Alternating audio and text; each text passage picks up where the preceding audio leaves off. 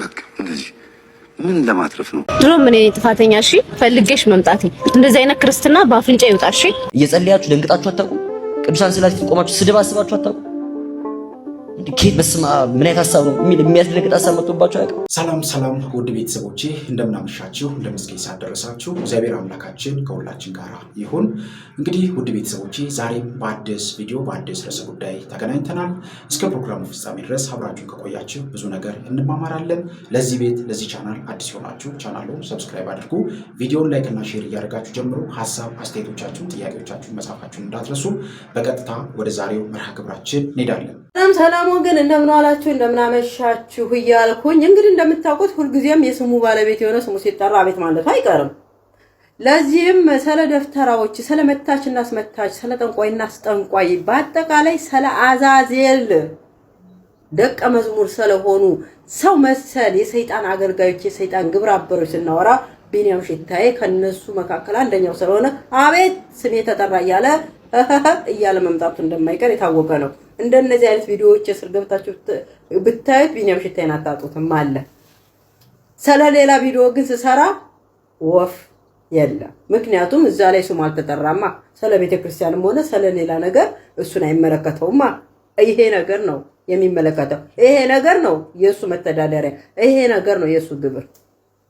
ካኒው ማጂን ለምንድን ነው በዚህ ልክ ቢኒያም ሽታዬ አንጀቱን አስሮ ወገቡን ታጥቆ ሌት ቀን ሳይል ስለ መምህር ተስፋዬና ስለ አባታችን መምህር ግርማ እንዲመከራ የሚበላው አፈር የሚግጠው ብላችሁ ብትጠይቁኝ ቢኒያም ሽታዬ ማንና ምን እንደሆነ ላሳያችሁ። ተከታተሉ። አንተ የኔ በጌኔ አለ። አይ ሰይጣን ሌብነቱ ኢየሱስ በጎቼ ይለናል። ይሄኛውም ሌባ ይለናል። በጎቼ ይለናል። በጌኔ ላለቀስኩ መድኃኒት አብልተውሃል አለ። መድኃኒት አብልተውሃል። ይሄን ለመንቀል መመላለስ አለበት ተባልኩኝ። መመላለስ ጀመርኩ። ሰው ማለት ነው። እዛስ ብለስንከሳ መጥፎ መንገድ ነበር። በጨለማ አንድ አይን መኪና ነው ያስኩት። ፎርድ መኪና ፎርድ ስኮርት የሚባል መኪና ሄድኩኝ። እዛ ቁጭ ብለን ከአጎቴ ሚስት ጋር ባለ አንድ አይን ይለናል። ባላወላው ነው እንደዛ የሚለው እንዲህ ተጋርዶ ከውስጥ ይናገራል። ባለ አንድ አይን ማነው ይላል። እናም እንደሰማችሁት ኦርቶዶክሳውያን ቢኒያም ሽታዬና መሰሎቹ ከነመምህር ግርማ ስገዱ፣ ጹሙ፣ ጸልዩ፣ ቆረቡ፣ ንስሐ ግቡ ከሚል አስተምሮ ተለይተን ለነሱ እንድናጎበድድላቸው ነው። እነ መምህር ተስፋዬ ለእግዚአብሔር የአምልኮ ስግደት ስገዱ፣ ለቅዱሳን የጸጋ ስግደት ስገዱ የሚሉትን ስግደት ለነሱ ጣዖት መተተኛ እንድንሰግድለት ነው። ለዛ ነው የገቢ ምንጭ ሲያጣ በቀሲስ በመምህራችን በአባታችን በመምህር ግርማ አስተምሮና በመምህር ተስፋዬ አስተምሮ ህዝብ የድርቅ ሲልባቸው ድንገት እንዳባይ ወንዝ እንደ ግብጽ ራስ ምታት አናወጣቸው። አሁን እኔ መልእክቴ ኦርቶዶክሳውያን ይሄንን ቪዲዮ ለሁሉም ሸር እያደረጋችሁ እንዲደርስልኝ አድርጉልኝ። መልእክቴ እዚህ ግለሰብ ቤት የምትገቡ ካህናት ደፍተራ መሆናችሁን እንዳረጋገጣችሁልን እመኑ። ከዚህ ግለሰብ ቤት የገቡ ካህናትን ማንም ኦርቶዶክሳውያን ለንስሐ አባት ምን እንዳታረጓቸው ብትሆኑ እንኳን አሰናብቱ ብላችሁ ተሰናበቱ። እርኩስ ከቅዱስ ጋር ህብረት የለውም። እሺ። ስለዚህ መምህር ተስፋዬና መምህር ግርማን የሚጠሉ የሐውሊያ አገልጋዮችና ደፍተራ መታች የሰይጣን ግብረ አበሮች የአዛዜል ተማሪዎች ናቸው ስላችሁ ማስረጃ ይዤ ነው፣ ዝም ብዬ አይደለም። አንተ ደግሞ ማነህ እንደ ወንዶች ወጣ ብለህ ስራ ሰርተህ መተህ ቤተሰብህን ማስተዳደር ሲያቅትህ የዩቲዩብ ጦርተኛ የሆነ በጎልማሳነትህ በክርስቲያን ነፍስ ቁማር እያሳያስክ አንተ ዶላርህን ለመሸቀል ደፋ ቀና ስትል ያለህ እንዳታጣ ተጠንቀቅ። አንድ ነገር ልንገራችሁ። ስለ በመምህር ግርማ ትምህርትና በመምህር ተስፋዬ ትምህርት ምናልባት እድሉን ያልገጠማቸውና ስለነሱ ዕውቀት የሌላቸው በክፍለ ሀገር በጣም ወደ ገጠር ያሉ ህብረተሰብ ሊሆን ይችላል። በከተማም ሆነ በውጭ ያለው ኦርቶዶክሳውያን በእነሱ ትምህርት ነው የሚመራው። ምክንያቱም ትክክለኛ በዚህ ሰዓት የቤተ ክርስቲያን አባት እነሱ ናቸው። ትክክለኛ ለጥቅም አይደለም፣ ለገንዘብ አይደለም፣ ለእውነት ለነፍስ የቆሙ ናቸው። የእውነት የክርስቲያን ነፍስ ትድን ዘንድ ራሳቸውን አደጋ ላይ እየከተቱ ስለ ክርስቲያን መከራ የሚያዩ ናቸው። ስርዓት ያዙ። እንነጋገር ከተባለ ቋቅ እስኪል ሁልሽንም እነግርሻለሁ በተራ አርፈ ተቀመጥ። እየጸለያችሁ ደንግጣችሁ አታውቁ? ቅዱሳን ስላሴ ፊት ቆማችሁ ስድብ አስባችሁ አታውቁ? ኬት በስመ አብ ምን አይነት ሐሳብ ነው የሚያስደነግጥ ሐሳብ መጥቶባችሁ አያውቅም? የሆነን ሐሳብ አስበህ ከደነገጥክ ያንተ ሐሳብ አይደለም። ያንተ የሆነ የምታውቀው ሐሳብ ሊያስደነግጥ አይችልም። እንግዳ ሐሳብ ስለሆነ ይደነግጥ። የሚያስደነግጥ ሐሳብ ሲመጣ መቃወም አለብን። አንዳንዴ ጸልየን ሊሆን ይችላል፣ አማት ሊሆን ይችላል። አንዳንዴ ደግሞ ኢግኖር አድርገህ ነው ሐሳቡን ራሱ። ለምንድን እንደዚህ አይነት ሐሳብ ማስብ? ይሄ ሐሳብ ክፉ ነው፣ እንዴት ከየት መጣ ምናምን ብለህ ስታስብ የጀመርከው ጸሎት ትረሳዋለህ። ልክ ያ ሐሳብ ሲመጣ ልክ እንዳልተፈጠረው ሁሉ ትተው ጸሎትን መቀጠል አንዳንዴ ጥሩ ነው። ሐሳቤ ገብቷችኋል አይደል? አንዱ የማሰናከያ መንገዱ ያንን ለመታገል መሞከር በራሱ ስለሆነ ማለት ነው። ስለዚህ ህሊና ያንን ሐሳብ እንዲያስብ እድል መስጠት የለብንም። አሁን በጣም የተቸገርነው በተለይ እንደ ወጣት በጣም የተቸገርነው መጀመሪያውኑ ሐሳባችን በሩካቤ የተቃኘ ነው። አስተሳሰባችን ኢንጀነራል ማይንድ ሴታችን በሩካቤ የተቃኘ ነው። ምክንያቱም ሩካቤ በጣም ኃይል ያለው ነገር ነው አይደል? ሩካቤ በጣም ኃይል ያለው ነገር እንደሆነ ጠላት ዲያብሎስም ያውቃል። ካልገዛነው ሊያጠፋን የሚችል በጣም ኃይለኛ ነገር እንደሆነ ያውቃል ጠላት ዲያብሎስ። እንኳን ጠላት ዲያብሎስ የቴሌቪዥን ማስታወቂያ የሚሰሩ ባለሙያዎች ያውቃሉ። አሁን የኮካኮላ ማስታወቂያና ራቁት ሄድ ምን አገናኘው? ቴሌቪዥን ላይ ማስታወቂያ ሲሰራል ከሚተዋወቀው ፕሮዳክት ጋር ወይም ከሚተዋወቀው ሰርቪስ ጋር የማይገናኝ አለባበስ። ቲቪ ላይ ማስታወቂያ ለመስራት መልክ የመጀመሪያው መስፈርት ነው አይደል? ቆንጆ ያለ ሰው ማስታወቂያ መስራት ይችላል ወይ? በጣም ታዋቂ መሆን አለብህ ወይ በጣም ቆንጆ መሆን አለብህ? ምን አገናኘው ከውበት ጋር? ሰው እኮ የሷን ውበት ብሎ ማስታወቂያውን እንዲያየው፣ ሰው የሷን እርቃን ብሎ የዘፈን ክሊፑን እንዲመለከተው ነው። የዘፈን ክሊፖቻችን ላይ የቲቪ ማስታወቂያዎቻችን ላይ ከፕሮዳክቶቹ ጋር የማይገናኙ እርቃን የሆኑ ሰዎችን የምንመለከተው ሌላ ለምንም አይደለም። የዝሙት የሩካቤ ፍላጎት ብርቱ እንደሆነ ስለሚታወቅ ያንን የማይጠቅም ጊዜያዊ ተራ የሆነ ደስታ ፍለጋ ያንን ሰውነት ያንን እርቃን ለማየት ፍለጋ ማስታወቂያውን እንድናየው ነው። ማስታወቂያውን ደጋግመህ ባየህ ቁጥር ጭንቅላት ውስጥ ምን ይመጣል? ያ ፕሮዳክት ይጻፋል አይደል? ድንገት ስታስብ ይመጣል እሱ።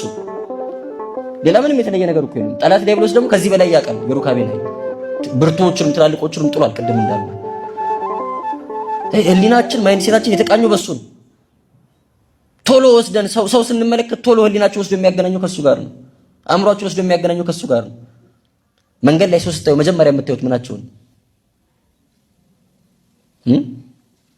ማተብ አታዩ? አንገት ምናምን እንደኔ ከሆናችሁ መጀመሪያ ሰው ሲመጣ የምናየው ምናቸውን?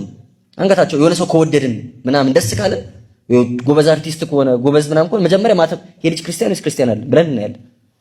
ግን አንገት የምናየው ማተብ የምናየው መዳናቸው አሳስቦን ነው። የስላሴ ልጅነት አግኝቷል ወይ ድኗል ወይ ብለን ነው ይመስላችኋል? አይደለም። ሰው መንገድ ላይ ጥቁር መነጽር አድርጎ የሚሄድ ከሆነ ሁሉም ነገር ጥቁር ነው አይደል የሚታይ? ቀይ መነጽር አድርጎ ቀይ ሆኖ የሚታይ ፊልተር አድርጎ የሚያሳየው በመነጽሩ ላይ ነው። አስተሳሰባችን በዝሙት ሲቃኝ የምናየው ነገር ሁሉ የምንመዝነው በምንድን ነው? ዝሙት ወደን ጸላንም ማለት ነው። ጭንቅላታችን ያለው እዛ ስለሆነ መጀመሪያ ሰው ስናይ አእምሯችን እዛ የሚሄደው ለዛ ሌላ ለምንም አይደለም። ህሊናችን በዚህ መልኩ እንዳይቃኝና እንዳያስተን መጀመሪያ ማስተካከል ያለብን ማይንድ ሴታችን ወይም ህሊናችን የሚቃኙትን ነገሮች ነው። ይሄ ደግሞ አካባቢያችን። ከጓደኞቻችሁ መካከል ምን ያክሎቹ ናቸው ባገኛችኋቸው ቁጥር ስለ ወንድ ስለ ሴት የሚያወሯችሁ? ምን ያክሎቻችሁ ናቸው ቃለ እግዚአብሔርን የሚነግሯችሁ? ስለ የሆነ መጽሐፍ እንኳን መጽሐፍ ቅዱስ ሳነብኩ ይሄን ጥቅስ አግኝቼ ብላችሁ የምታወሩ ከስንት ሰው ጋር ነው? ስለሰማችሁት መዝሙር ስለሰማችሁት ስብከት የምታወሩት? ከምን ያክሎቻችሁ ጋር ደግሞ ስለ ሩካቤ ይወራል፣ ስለ ሴት ይወራል፣ ስለ ወንድ ይወራል? ምን አይነት መጽሐፍት ነው የምናነበው? ምን አይነት ፊልሞች ነው የምናየው? ምን አይነት ዘፈኖች ነው የምትሰሙት? በዚህ አእምሯችን በዚህ እንዳይቃኝ የሚያደርግ ቦታ ነው የምንውለው ማለት ጥያቄ እሱ። በመጀመሪያ ቦታ አእምሯችን እንዲቃኝ የሚያደርገው ቦታችንን ማስተካከል ይገባናል ማለት ነው። ያንን ካስተካከልን በኋላ እንደምናስበው ነው የምናየው። ከዛ በኋላ ሐሳቤ ገብቷችኋል? ስለዚህ መጀመሪያ አካባቢ ማስተካከል ጥሩ፣ እንደዛ እንዳንቃኝ ማለት ነው። ሁለተኛው መፍትሄ ደግሞ ይሄ ክፉ ሐሳብ እንኳን ከመጣብን ወደ ሁለተኛው ደረጃ እንዳያድግ ማለትም በህሊናችን እንዳይመላለስ ማድረግ ይጠበቅብናል። ልክ ክፉ ሐሳብ ሲመጣ አከል ያሁን ያሰብከው ሐሳብ ኃጢአት ነው፣ ከእግዚአብሔር ይለያል፣ ያረክሳል። ክርስትና ሐሳብንም ንግግርንም ተግባርንም የመቀደስ ኑሮ ነው። ሐሳባችን ክፉ ሆኖ ምግባራችን በጎ ቢሆን ሰው ልናታልል እንችላለን። እግዚአብሔርን ግን ማታለል አይቻልም። ሐሳባችንንም ንግግራችንንም ተግባራችንን የምንቀድሰው ክርስቲያን መሆን ስንፈልግ አሁን ያሰብከው ሐሳብ ኃጢአት ነው፣ አሁን ያሰብከው ሐሳብ ከእግዚአብሔር ይለያል፣ ክፉ ነው። ስለዚህ ከዚህ ሐሳብ ዘወር በል፣ ሌላ ነገር አስብ ብሎ ራስን መገሰጽን መልመድ አለብን። ራስን መቆጣትን መልመድ አለብን። በእንደዚህ አይነት ጊዜ ላይ የምንጸልያቸው አጫጭር ጸሎቶችን መለማመድ አለብን። በእንደዚህ አይነት ጊዜ ላይ የምንዘምራቸው መዝሙሮችን መለማመድ አለብን። ቶሎ ዲስትራክት ለማድረግ ራሳችንን ከዚህ ሐሳብ ህሊናችን ይህንን ክፉ የሆነን ኃጢአት ክፉ የሆነን ሐሳብ እንዲያመላልስ እድል አለመስጠት ማለት ነው። ሐሳቤ ግልጽ ነው አይደል? ከዚህ በላይ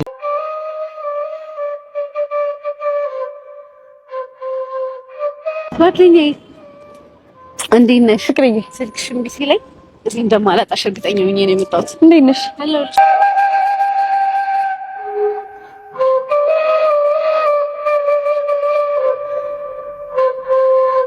ዛሬ አንድ ነገር ልጠይቅሽ ነው የመጣሁት። እምቢ እንደማትይኝ ቃል ግቢልኝ በማርያም በጌታ። ምንድነው ሐሳቡ? እስከ ዛሬ ምንም ነገር እሺ ብለሽኝ አታውቂም። ሁሌ እምቢ ነው የምትይኝ። ስለዚህ ዛሬ ቃል ግቢልኝ። ቃል ገባልሻለሁ፣ ግን መጀመሪያ ሐሳቡ እኔ የምቀበለው ነው ወይ ነው የሚል ጥያቄው። አዎ ያላንቺ እኮ ማንም ጓደኛ የለኝም ታውቂያለሽ አይደል? አውቃለሁ። እኔም እኮ ያላንቺ ማንም ጓደኛ የለኝም። እዚህ ሰው ጤፉ በሆነበት ሀገር ላይ መጥቼ 3 አመት ሙሉ ይዘሽኝ እንደፈለኩ አንቺ ጋር ተመግቤ ብዙ ነገር አብረን አሳልፈናል። እኔም ያላንቺ ጓደኛ እኮ የለኝም። እሺ በይ በእናትሽ። ክርስትና ማለት ፈታ ለማለት ጭምትነት ማለት ነው እንዴ? ምን ችግር አለው? ፍቅርዬ እሱን ታዩና ሐሳብሽ ምንድነው? ማለት ልጠይቂኝ የፈለግሽው ነገር ምንድነው? ንገሪኝ። እሺ መጀመሪያ ቃል ግቢልኝ። ምንም ችግር የለውም እኮ መጀመሪያ ቃል ግቢልኝ። ቃል ይገባል። እሺ ቃል ገብተሻል። እምቢ ማለት አይቻልም። ቲክቶክ ላይ ተዋወቅኳቸው ልጆች አሉ እና በጣም ጥሩ ልጆች ናቸው። ለ3 ቀን ሐዋሳ ሄደን እንዝናና ምናምን ብለዋልና በዛውም ገብርኤል ተሳልመን እንመጣለን። ታዲያ ገብርኤልን ምን አመጣው? ማለቴ ገብርኤልን ተሳልመን ማለት ለምን አስፈለገ? እሺ አትይኝም እኮ ለዛ ነው ገብርኤል ያልኩሽ። በዛውም እሺ እንድትይኝ ብዬ ነው። ልጆቹ እኮ በጣም ጥሩ ልጆች ናቸው። ለ3 ቀን በቃ ፈታ ብለን ምናምን እንመጣለን። ችግር አለ? ይኸውልሽ ፍቅርዬ እስከ ዛሬ በይሉንታ እሺ ያልኳቸው ነገሮች ህይወቴ ውስጥ ያተረፉት ስቃይና ቁስል ብቻ ነው። ይገርምሻል፣ ቁስሉ እስከ ዛሬ ድረስ ይጠዘጥዘኛል። እሺ ያልኩሽ እኮ ለኔ የሚመችና የማይጎረብጠኝን ሐሳብ የምታመጪ መስሎኝ ነው። መጀመሪያ እሺ ስልሽ ሐሳብሽን አልሰማሁትም ነበር። በዛ ላይ ደግሞ በጣም መወድሽ ጓደኛዬ ስለሆንሽ በጣም ብዙ ውለታሽ ስላለብኝ አንቺ ማስከፋት ስለማልፈልግ ነበር እሺ ያልኩሽ። ግን ደግሞ ይሄ ሐሳብ አይሆንም፣ ምክንያቱም እኔ ደስታ የሚሰጠኝ ቦታ አይደለም። ደግሞ እሺ አንቺስ እነማን ናቸው? ከነማን ጋር ነው አብረሽ የምትሄጂው? እዛ ሄድሽ ምን እንደሚያደርጉሽ ታውቂያቸዋለሽ? ቲክቶክ ላይ የማውቃቸው ልጆች ናቸው እኮ። በየገዳሙ ይሄዳሉ፣ ይዘምራሉ። በጣም መንፈሳዊ ልጆች ናቸው። እመኚኝ፣ ምንም የሚፈጠር ነገር የለም። አየሽ ፍቅርዬ፣ እኔም ያኔ ስነ ፍጥረታዊ ማንነት በነበረኝ ጊዜ በይሉንታ ሁሉንም እሺ በምልበት ሰዓት እንዳንቺ ነበር እሺ የምለው። እምቢ ማለትን ተምሬያለሁ። ሰው ስለዘመረ በየገዳሙ ስለሄደ ወይም ደግሞ የተለያዩ አድባራት ሄዶ ፎቶ ስለለቀቀ መንፈሳዊ ነው ማለት አይቻልም። ስለዚህ ራስሽን እምቢ ማለት ማስለመድ አለብሽ። ድሮ ምን ጥፋተኛ? እሺ ፈልጌሽ መምጣቴ እንደዚህ አይነት ክርስትና በአፍንጫ ይውጣ። እሺ ደግሞ እንዳትረሺ፣ ቃል ገብተሽልኝ ነበር። ቃልሽን አጥፈሻል። እምቢ ጣጣው ብዙ ነው እህቶቼ። ስንቶቻችንን እምቢ ማለት ባለመቻላችን ብዙ የህይወት ቁስሎችን የቆሰልን። ህይወታችን ውስጥ እምቢ ማለት መልመድ አለብን። ከብዙ ቁስሎች መትረፍ ከፈለጋችሁ ዛሬ ላይ እምቢ ማለት መልመድ አለባችሁ። እኔ እግዚአብሔርን እሺ ጓደኞቼ ያመጡትን መጥፎ ሐሳብና ጨለማ ህይወት ደግሞ እምቢ በማለት የወደፊት ህይወቴን አትርፌያለሁ። እናንተስ? ቀኛ ታሰር፣ የጎረቤት ቀኛ ታሰር፣ ስራዬ እንዳትነካ ብላችሁ ቢሮ ላይ ጸልያችሁ ቀናችሁ የተባረከ እንዲሆን አድርጋችሁ በስመ አብ ብላችሁ ቢሮ ከፍታችሁ መግባት፣ በቤታችሁ ውስጥ ገቡ በስመ አብ ብላችሁ መግባት። ከቢሮ ከወጣችሁ በኋላ መንገድ ላይ ተከትሎ የሚመጣ መንፈስ ደግሞ ወደ ቤት እንዳይገባ፣ ቤት ውስጥ የነበረ ደግሞ ወደ ቢሮም እንዳይሄድ፣ ወደምትሄዱበት ቢዝነሳችሁ ተከትሎ እንዳይሄድ፣ በምትሄዱበት ቦታ ሁሉ ማማተ አንተ ልክስከስ እያላችሁ። ለዚህ ማሳመኛ የሚሆነው እስቲ ልትበሉ ተዘጋጅታችሁ በስመ አብ ወወልድ ወመንፈስ ቅዱስ ብላችሁ አባታችን ሆይ በሰማይ የምትኖር ረጋ ብላችሁ ማለት ነው። እስቲ ጸልዩ። መሀል ላይ ነው የምትሉት በስመ አብ ወወልድ ወመንፈስ ቅዱስ። ይሄ ምንድን ነው? አብሮ ሊበላ የነበረው መንፈስ ተመታ ማለት ነው። ሳታስተውሉት ነው የምታዘጉት። ይሄ ማዛጋት የመንፈስ ነገር እንደሆነ የምትረዱት አሁን ይሄ ትምህርት ሲገባችሁ ነው። እናንተ የሚመስላችሁ ከስራ ቦታ ውላችሁ መጣችሁ ደክሟችሁ ስትቀመጡ ምናምን በቃ ምግብ እፎይታ ስሜት ተሰምቷችሁ ምናምን እንደዛ ነው ሪላክስ ስሜት የሚመስላችሁ፣ ግን አይደለም። አብሬ ልበላ ስል በስመ አብ ብሎ ያባርረኛል። ምልክትህ ምንድን ነው ሲባል ማዛጋት ይላል ጸበል ቦታ ላይ። ስለዚህ ይሄ ትልቅ ምልክት ነው። እኔም በራሴ አንዳንዴ ያጋጥመኛል እንደዚህ ቀኒ ከየት እንደመጣ አላውቅም። አብሮ ሰፍ ብሎ ሊበላ ሲል እንዲያውም ቸኩለን አንዳንድ ጊዜ በስመ አብ መምራችሁ እንደዚህ ትገባላችሁ አይደለም? እቺ ነገር ሲወዳት ምን ያህል ሰከንድ ታተርፋላችሁ? አንድ አባት ምን አሉ፣ ቅዳሴ ሲያሯሩጡት ሰምተው ቆሞስ ናቸው አሉና በረከቱ ይደርብን አባታችን ይቀድሱ እስቲ ይቀድሱና ያቆርቡ ምናምን አሏቸውና ዲያቆናቶቹ ሲያሯሩጡት ቅዳሴውን ተረጋጋ፣ የመጣደፍ ነው ይደርሳል። እስቲ ምን ያህል ሰዓት ታተርፋላችሁ? ቅዳሴውን አስቆመው እኮ ነው መሀል ቅዳሴ ላይ እኮ ነው ዲያቆናቶቹን አስቆመው ህዝብ እየሰማ ምን የመጣደፍ ነው? እስቲ እንደው እግዚኦታውንም ምኑንም ግርድፍድፍ አድርጋችሁ አጣድፋችሁት ስንት ደቂቃ ታተርፋላችሁ? እሺ 20 ደቂቃ አተረፋችሁ እንበል። ከ2 ሰዓት ቅዳሴ ላይ 30 ደቂቃና 20 ደቂቃ አሰረፋችሁ። የእግዚአብሔርን ቃል ቆራርጣችሁ በደንብ ማለት የሚገባችሁን ቃላት ሸራርፋችሁ ከዛ አተረፋ 30 ደቂቃ ምን ስታደርጉት ነው? ወጣችሁ ድንጋይ ላይ ቁጭ ብላችሁ ጥርሳችሁን የምትፍቁት ወይም ሰንበቴ ቤት ወይም ደግሞ ደጀ ሰላም ገብታችሁ የሆነ ነገር ስትበሉ ነው ሰዓቱ የሚባክነው? ወይ ስልክ ስታወሩ ነው ስታረጉ ነው? ምን ያህል ሰዓት ለማትረፍ ነው የምትጣደፉት ብለው የተናገሩ አባት አሉ። አያችሁ እንግዲህ ይሄ አስተማሪ ነገር ነው። እዚህ ጋር ስትመጡ ደግሞ ምግብ ልንበላ ስንል ሲሆን በስመ አብ ማለቱ ጥሩ ነበር እኮ አሪፍ ነው። ግን በቃ እንደዚህ ምን ለማትረፍ ነው? በስመ አብ ወወልድ ወመንፈስ ቅዱስ አሐዱ አምላክ አሜን። አባታችን በሰማይ የምትኖር ብሎ ጸልዮ 1 ደቂቃ ነው፣ 55 ሰከንድ ነው። አባታችን ረጋ ካላችሁ 1 ደቂቃ ከ10 ሰከንድ ከ20 ሰከንድ ይሆናል ከተረጋጋችሁ ማለት ነው። ምንድን ነው የሚሆነው? ምግቡ አይሻንገት በዛ ደቂቃ ውስጥ የሚበልተው የሚጨርስባችሁ ሰው የለም። ከዛ በኋላ ጸልያችሁ እየበሉ እንኳን ቢሆን የደረሳችሁበትን መብላት ነው። እናንተ እየጸልያችሁ ገብቶ የሚበላ ካለ ይብላል። እናንተ ግን ወደ ሆዳችሁ የሚገባውን ነገር ባርካችሁ መብላት ነው። ምንም ያህል ደቂቃ ማትረፍ አትችሉም። ምንም ያህል ደቂቃ ከምንም ነገር አናተርፍም። ከእድሜያችን ላይ አንቆጥብ፣ ከየትኛውም ነገር ላይ አንቆጥብም። 2 ሰዓት ሙሉ ቁጭ ብሎ ኳስ 90 ደቂቃ ሙሉ ያለው አይደለም እንዴ? ያለ ምንም ስስት ያን የ2 ሰዓት ቁጭ ብላችሁ ኳስ የምታዩበት የ90 ደቂቃ ኳስ የምታዩበትን ሲኦል ያለ አንድ በኃጢአቱ ምክንያት ሲኦል የገባ አንድ ነፍስ 90 ደቂቃ ይሰጥህ እስቲ ምን ታደርገዋለህ ሲባል ብቻ ስጠኝና 90 ደቂቃዋን ሄጄ ምን እንደማደርጋት እኔ የማውቀው ይላል። ንስሐ ይገባባታል።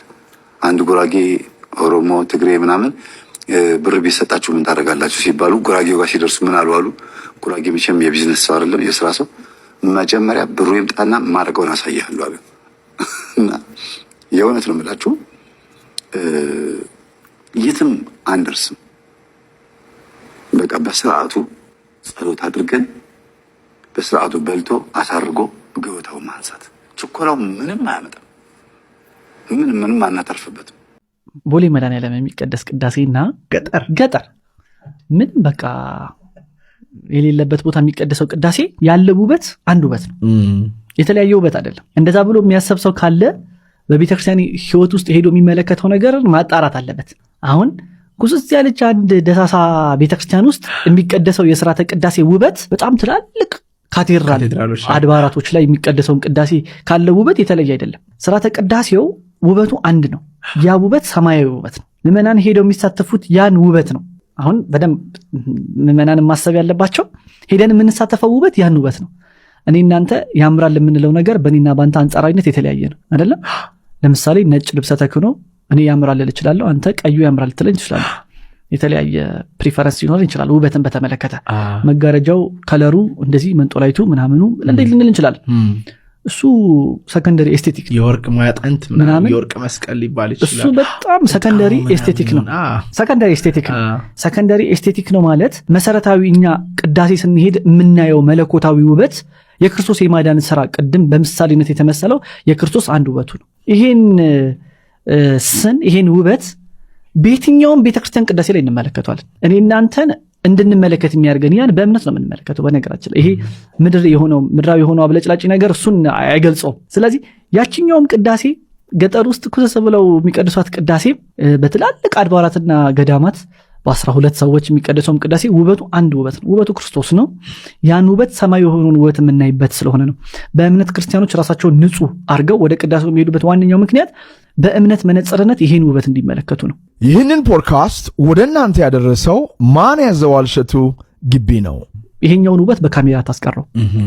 ካሜራ ያነሳው ይሄን ውበት አንተ ህሊና ነፍስ ስጋ እዛ በአካል ቆመ የምትሳተፈው ነው። ስለዚህ ያን ውበት ክርስቲያኖች ቀደም ኤክስፒሪየንስ ያደርጉታል፣ ይሳተፉታል፣ ያን ውበት ይመለከቱታል። የሚገርመው በዛ ቀደም አሁን ባልከው ጸሎት ላይ በመጀመሪያ እዚህ በእንተ ቅድሳት እየተነበበ ባለበት ሰዓት ላይ ጸሎተ ዕጣን ይደረጋል። ጸሎተ ዕጣን ማለት 5 ቆቆሮች፣ እነዚህ የዕጣን ቆቆሮች ወይም 3 ተመርጠው በሶስቱ የጽናው አካላት ላይ ይደረግና ሚስጥር አለው። ይሄ በራሱ አምስቱ አይመረምጠ ሶስቱ ከተደረገ ሶስቱ አካላትን አብ ወልድ መንፈስ ቅዱስን ምሳሌ ነው ተደርጎ በሶስቱ አንጻር ይደረጋልና 4 ከተደረገ በአራቱ አንጻር ይደረግና የዕጣን መስዋዕት ይቀርባል። አንዱ የሚቀርብበት መስዋዕት የዛ ሰዓት ነው።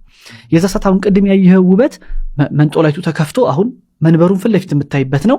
ዕጣን ካህናቱ የሚያጥኑበት ሰዓት ያ የሆነበት ዋነኛ ምክንያት ዕጣኑ የዕጣን ጸሎት ዕጣን ስለተደረገ ነው። ጸሎት ዕጣን ካህኑ ይጸልያል። አሁን የዕጣን መስዋዕት ማቅረብ ይችላል ማለት ነው። የዕጣን መስዋዕት ይቀርባል። የዕጣን መስዋዕቱ ራሱ የሚገርም ከዚሁ ጋር አብሮ የተያያዘ ነው። የዕጣን መስዋዕቱ ለአፍንጫችን ጥሩ መዓዛ ያለው ሽታ እንዲሆን ብቻ አይደለም። የሚገርምህ ሐዋርያው ቅዱስ ጳውሎስ የኤፌሶን መልእክቱ ምዕራፍ 5 ላይ የተወደደ መዓዛ ኢየሱስ ክርስቶስ እንደሆነ ይነግረናል። የተወደደ መዓዛ ያ የኢየሱስ ክርስቶስ የኔና ያንተ መዓዛችን ነው። በቅዳሴው ላይ ያለ ነው። አንድም መዓዛ መንግስተ ሰማያት ነው። በመንግስተ ሰማያት የምናሸተው መዓዛችን ኢየሱስ ክርስቶስ ነው እና ያ የኔና ያንተ ስጋዊ አፍንጫ ብቻ ሳይሆን መንፈሳዊ የሆኑ መላእክትንም ሁሉ ለማሽተት የሚመኙት ነው። አንድ ታሪክ አለ። በዚህ ወደ ሰሜን ኢትዮጵያ ወደ ወሎ ሀገረ ስብከት ላሊበላ ከተማ ውስጥ ጋራ ላይ አሸንተን ማርያም የምትባል ቤተክርስቲያን አለች።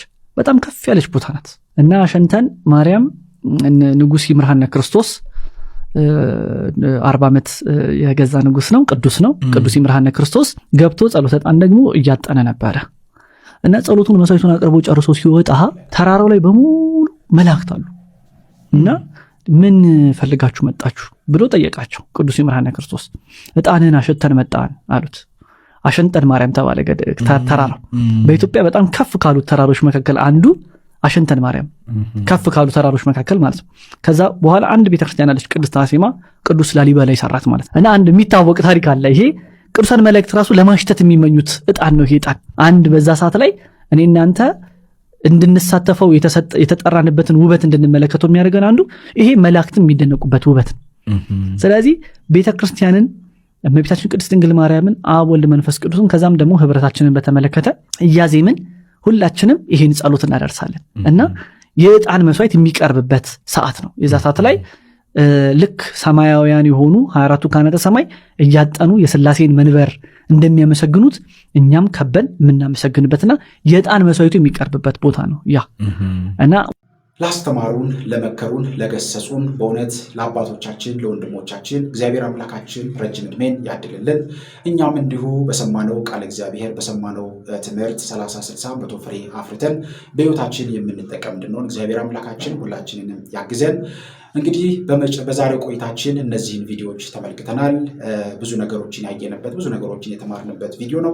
በቀጣይም እንደዚሁ በሌሎች ርዕሰ ጉዳዮች በሌሎች ቪዲዮዎች እስከምንገናኝ ድረስ የቅዱሳን አምላክ ከሁላችን ጋር ይሁን። በሀገር ውስጥም ከሀገር ውጭም ያላችሁ ኢትዮጵያውያን፣ ኤርትራውያን ቤተሰቦቼ ሰላም እግዚአብሔር ከሁላችሁ ጋር ይሁን እላለሁኝ። እንበርታ፣ እንጠንክር። ይቆየን። አሜን።